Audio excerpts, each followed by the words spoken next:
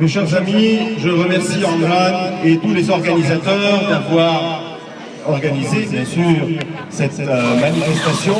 Cette manifestation qui doit nous rappeler quelque chose.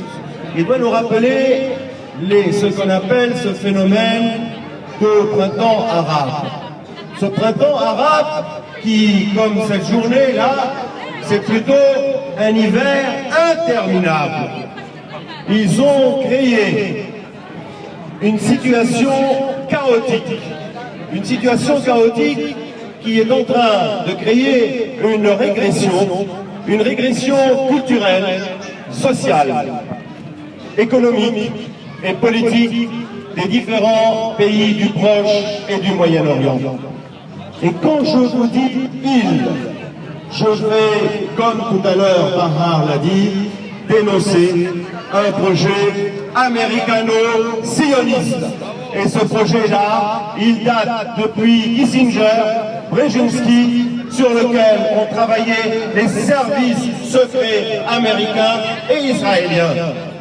Aujourd'hui, la Syrie est déstabilisée, comme l'ensemble des pays arabes, à cause de ce complot qui vise la division, le partage du Proche et du Moyen-Orient en deux mini-entités confessionnelles qui se déchirent, qui se battent entre elles et qui se battent à l'intérieur de chaque entité et de chaque communauté.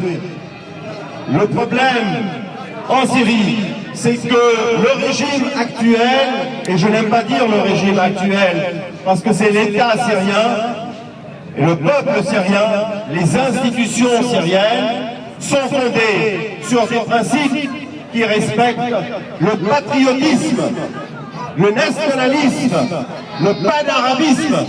Or aujourd'hui, tout cela est battu en brèche. Pourquoi?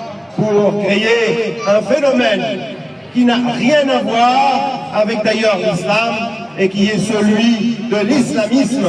Autrement dit, la manipulation, l'exploitation de la religion à des fins politiques. La Syrie constitue ce dernier rempart contre l'émergence de l'islamisme dans le Proche et le Moyen-Orient. Et c'est la raison pour laquelle que l'ensemble des gens qui sont inféodés, des États qui sont inféodés aux États-Unis et qui sont inféodés aux lobbies sionistes,